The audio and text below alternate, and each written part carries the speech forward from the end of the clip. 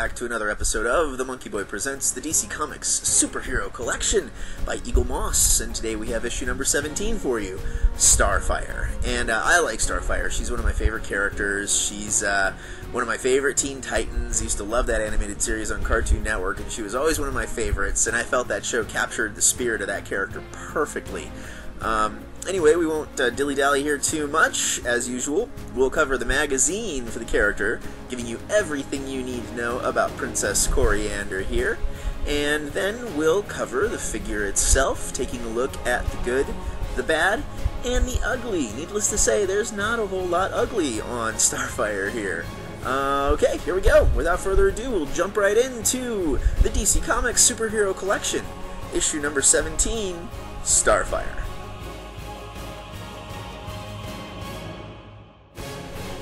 First up, we have the character section.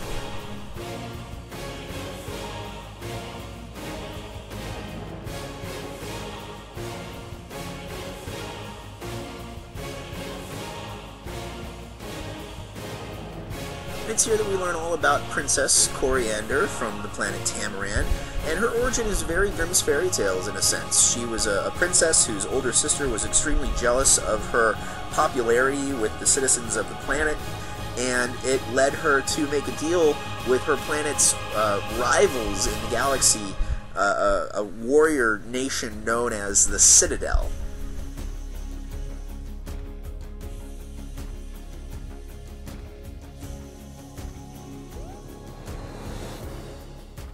So for years, 5 years to be exact, Coriander led a life of slavery. She was a concubine, she was forced to work in labor camps, tormented by her older sister relentlessly.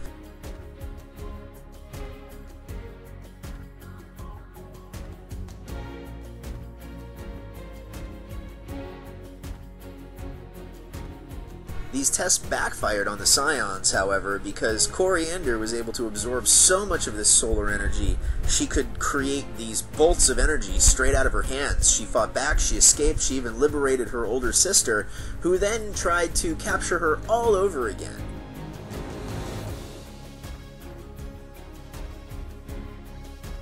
And when she fled to Earth, the first human being she came into contact with was the current Robin at the time, Dick Grayson, who was the leader of a group known as the Teen Titans, and she joined up. She kind of found this new family within the ranks of the new Teen Titans.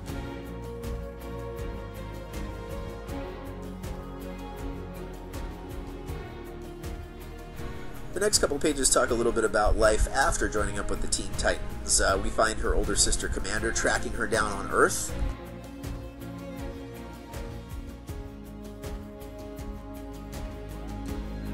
It also explores her relationship with Dick Grayson a little bit more, pointing out the fact that at one point in time they were actually going to be married.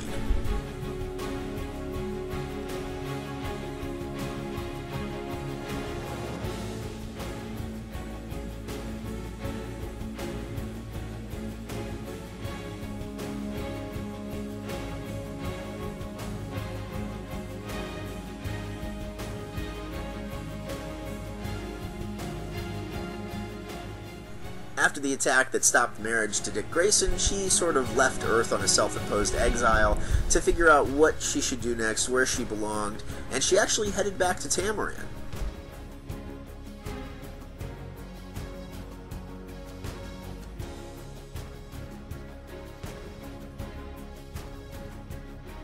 So finding herself without a home yet again, she returned to Earth and became a mentor to the next generation of Teen Titans.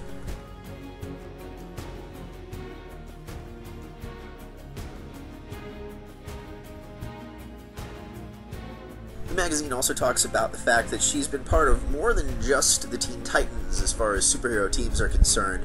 She also served as a part of Batman's Outsiders,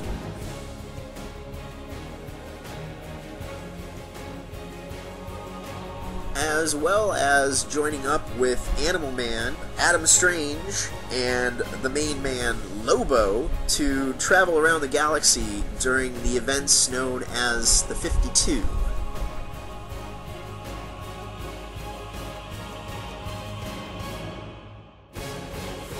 She and the others eventually return to Earth, though, after their exploits in the universe, and she is still a proud member of the Titans, and she continues to defend and protect her adopted homeworld.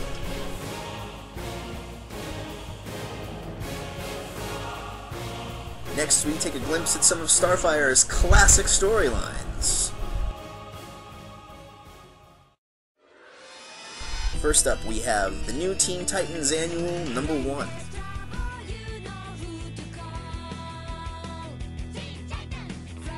And this special issue was the second anniversary of the New Teen Titans, since Marv Wolfman and George Perez took over the title and sort of reinvented it, creating new characters like Starfire and Cyborg and Raven and added them to the lineup.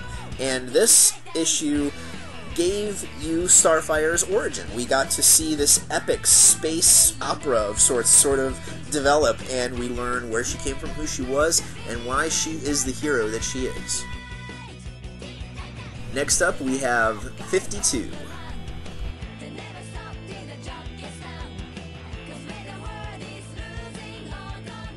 And this is the storyline that found the DCU without Batman, Superman, or Wonder Woman for a whole year, and it followed pretty much every other major hero or minor hero you could think of in the DCU, including Starfire, Adam Strange, and Animal Man, and eventually Lobo too. And this is the comic book that chronicled their intergalactic adventures. It's actually a really great read, probably one of the only reasons to read the entirety of 52. And finally, we have Countdown to Adventure.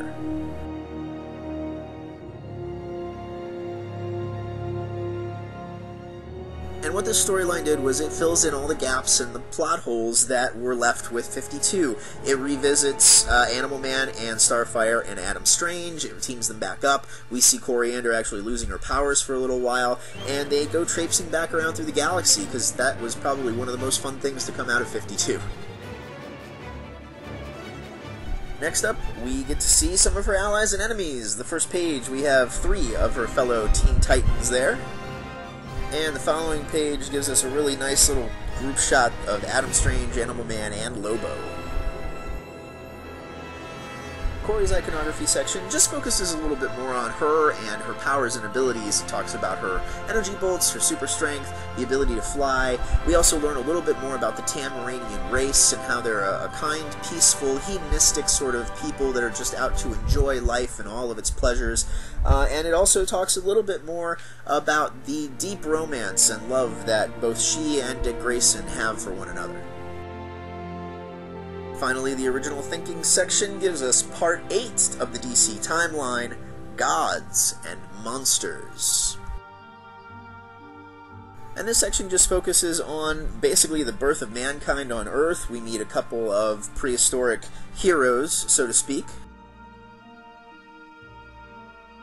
We also learn about something known as the God Wave, and basically this was this vast explosion of energy in space that rippled across space and time and sowed the seeds for what would become people with superpowers. We learned that the Greek gods and Roman gods, a lot of the mythological gods, actually did exist and were products of this God Wave. They were just normal beings the one second and then gifted with these superpowers the next.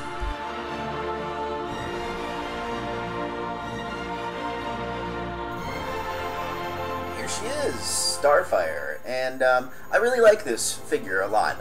I think it's sexy, I think it's cool, she looks tough. She's a really big figure too. She's about the same size as Wonder Woman, so she's sort of Amazonian. She's very tall, very leggy, which she should be. I mean, Starfire is a sexy character, but what I really like about the character is that she's sort of, you know, a really sweet girl. She's naive, and she's nice, and she's kind, and she knows she's sexy, but she mostly uses it to her advantage, you know, in tough situations. She's not a bimbo like DC has currently been writing her. DC, are you listening? Anyway, but getting back to the figure, I love this figure. It's a nice blend as far as the sculpt is concerned of the Golden Age, when she was a new Teen Titan back in the 70s, and the current Starfire. Especially in the face, she looks much more current than Golden Age. She's very sexy. She's got a really cool little smirk on her face. I love the big green eyes, and it's a really nice neon green. They almost look like they're glowing. And her skin, while it's not really gold per se, it's a really nice orange. You can see just how nice it is. And the purple of her costume and her leggings and everything is really cool. It has that metallic fleck to it. But again, it works way better on this figure than it did on the Green Lantern one. And her hair is great too. I love how big it is, and then the curl at the end.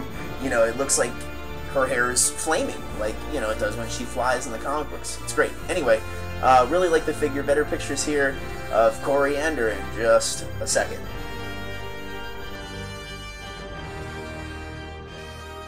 Starfire stands atop the DC logo, and the underside of the base has her name and serial number.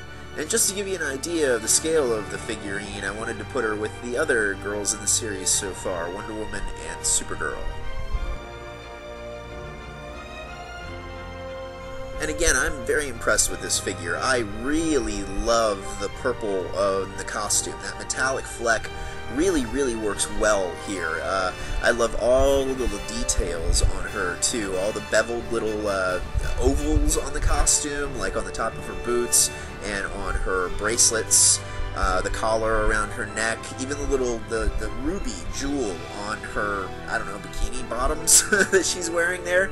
All really great details. Love the color of her skin, right down to her feet. The shoes that she's wearing have a really nice textured detail on there that really helps make them pop. You know, it's great. The pose, the sculpt, the paint, the color choices are great. Again, her skin color is perfect. You know, she's a hard one to do. She's supposed to have this gold skin, and even in the comic books, you know, it's hard to keep it from looking too orange a lot of the time. But they really did a great job here. Her face is really nice too. Love the smirk. Her lips are this really nice red. The green eyes are fantastic, and her hair is awesome. The bad on mine, there's a little bit of an imperfection on the face, but out of the two that I had to choose from, she was the nicer of the two, and overall it's a minor thing. The ugly, I've never really heard of anything too ugly about this figure. I have heard rumor that the little tail end of her hair there can break easily, but I don't know, it seems pretty solid to me. Overall, really pleased with this figure. I think she's stunning. It's a great character. It captures the essence of her perfectly, and she's the first of the Teen Titans, the original Teen Titans, which I'm very excited about. And yeah, so thank you guys very much for tuning in. I hope you enjoyed this review of Starfire. Stay tuned for a quick teaser trailer of the next issue. It's another one of my favorites. They're all my favorites though at this point, aren't they really? Anyway, I hope you guys enjoyed this. Thank you so much for watching. We'll see you next issue.